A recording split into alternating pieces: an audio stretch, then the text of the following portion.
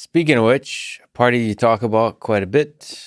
Uh, and let's look, this is a personal challenge to you. Let me bring up the Libertarian Party. Yeah. And the personal challenge is to go 5 minutes without mocking them Okay.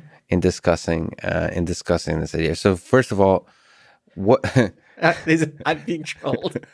yeah. Okay, I'm being trolled. I'm being trolled. Yeah, I mean, I'm being trolled. Okay, yeah, this is good. Do you remember on Friends? There was an Yeah. episode where Chandler had to not make fun of people. Like, can you go one day, Chandler? And Phoebe starts telling him about like this UFO she saw, and he's Yeah. like, "That's very interesting and nice for you." This is exactly that. Okay. So a true master would be able to play within the game within the constraints. So no, I'm pretty sure you'll still mock them. But No, I'll stick to the rules. 5 minutes, easy. so first of all, speaking broadly about libertarianism, can you speak to that, how you feel about it, and then also to the Libertarian Party, which is the implementation of it in our current system? So I think libertarianism is a great idea, and I think there's many libertarian ideas that have become much more mainstream, which I'm very, very happy about. I remember there was an article in either New York or New Yorker magazine in the early 90s where they talked about the Cato Institute, which is a libertarian think tank, and they referred to the fact that Cato was against war and against like regulation with a wacky consistency. Because they didn't know how to reconcile these two things. I don't remember what the two things were, but I remember that expression, wacky consistency. And it wasn't even, we're all taught, and this is very much before the internet, that there's two tribes. And if you're pro-life, you have to hate gays.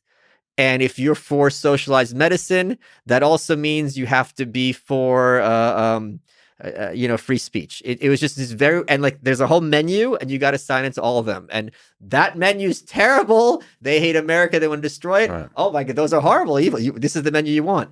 And the Libertarian Party, to some extent, and just libertarians as a whole, said, you can do the Chinese buffet and take a little from column A, a little from column B, and have an ideology that is coherent and consistent, an ideology of peace and non-aggression and things like that. The Libertarian Party takes its model from like the early progressive and populist parties from the early 20th century, which were not very effective in terms of getting people elected, but were extremely effective in terms of getting the two major parties to appropriate and adopt their ideas and implement them. And in Britain as well, the Liberal Party got destroyed and became taken over by Labour as the alternative party to the Tories, and have those ideas basically become mainstreamed. So I think that, and the my friend who passed away, Eric, I miss him dearly, was their webmaster. And his whole point is, if you don't think about it in terms of a party, in terms of getting people elected, but if you think of it as a party in terms of getting people educated about alternatives, then there's enormous use for that. That was his perspective. And I don't think that's an absurd perspective. But here's some libertarian ideas that have become extremely mainstream. War should be a last resort. This is something we're taught as kids and we all say, but for many years, it's been like, they don't think of it as the last resort. It's like something's bad. Well, it's like the first instinct. Now it's like, let's really give it a week, just a week. Like what's going on in Syria. Is there really going to be a genocide of the Kurds? Things like that. So that's one. Another thing is drug legalization. This was, when you and I were kids, oh, it's crazy. It's only hippies want to smoke pot. Now it's like, I was on a grand jury, and the point out people make is, are you sure that this 16-year-old who's selling weed, let's say selling, should his life be ruined? Should he be imprisoned with rapists and murderers? Like, if you say yes, but are you you have to acknowledge that that's what you're meaning. And then a lot of people are like, wait a minute, there's got to be a third option. Then he has no consequences or he's imprisoned with a rapist. Like, I'm not comfortable with either of these. And I think the other one is an increasing skepticism. This libertarians were on top of this first, then the hard left, of the police.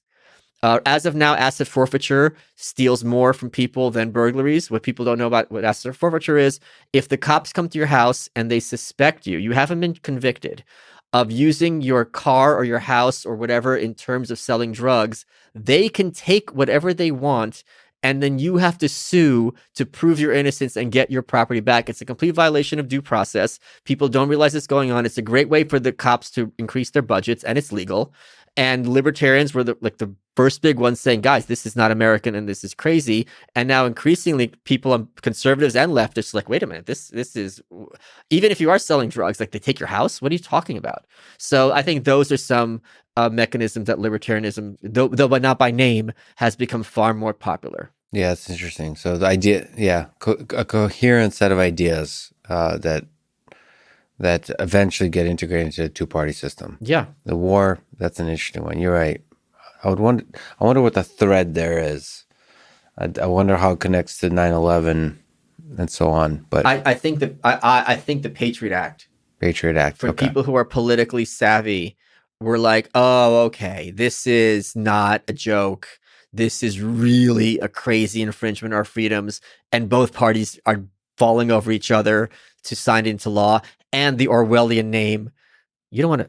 How can you be against patriotism? What kind of person? You know what I mean? So that, I think for a lot of people, especially both civil libertarians on the left and a lot of conservatives who are constitutionalists, are like, wait a minute, this isn't. I'm not comfortable with this, and I'm also not comfortable with how comfortable everyone in Washington is with it.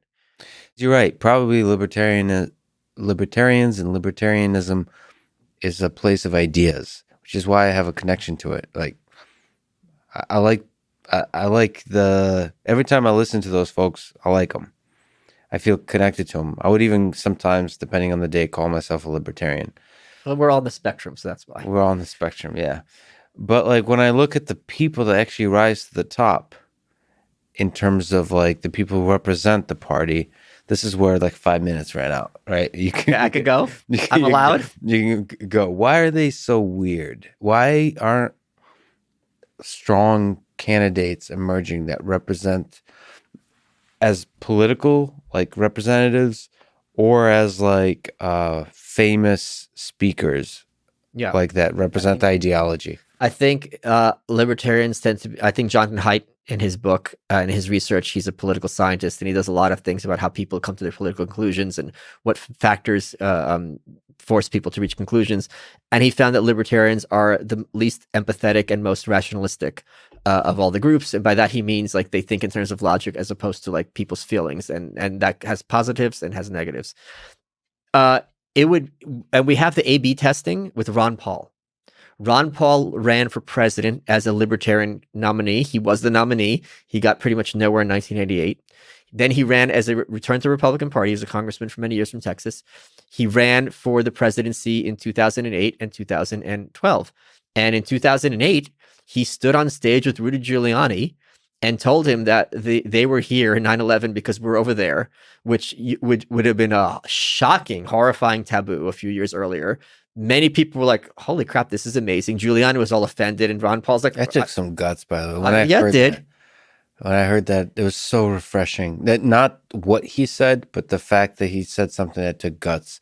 It made me realize how rare it is for politicians, but even people to say something that takes guts. Well, it's also the idea that like you can't, even if you think America has a right to invade any country on earth as much as it wants and kill people as a consequence of war and blow up their buildings and destroy their country, you can't with a straight face not expect us to have consequences, even if they're consequences from evil people. Even if we're 100% the good guys and they're 100% the bad guys, those bad guys, some of them are still going to try to do something. What happens next? You know what I mean? So that kind of concept that there's any American culpability we're America, we are the good guys. By definition, we're not culpable. To have people start thinking about what if there's another way? What if we're not there and then they're not here and we're kind of doing a backdoor? We're talking different scenarios.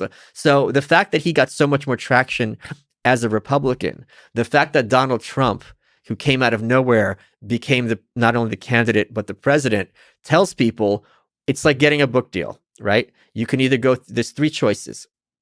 You can either self-publish, mainstream publisher, or independent publisher. The independent publisher is the worst of all choices because you're not getting a big advance.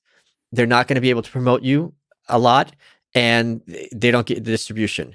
Mainstream, I've done mainstream myself, right? With self, I don't have the cred, the respectability of a mainstream or the cachet. It can't be a New York Times bestseller. Right. It takes a lot of work, but I get a lot more of the profit. If it looks good on the shelf on Amazon, looks identical, so on and so forth. With the mainstream, the benefits and costs are pretty much obvious to most people. So the same thing. It's like you can either be an independent like Ross Perot, or you could be just seize one the party apparatus, which the benefits are enormous there. But in terms of going third party, I don't know the Libertarian Party apparatus, other than maybe some ballot access, is really that efficacious. And then you're going to have a lot of baggage. Because if you hear independent, Jesse Ventura, Ross Perot, you think of the person. Now you have to define yourself and you have to defend the party. That's two bridges for most people.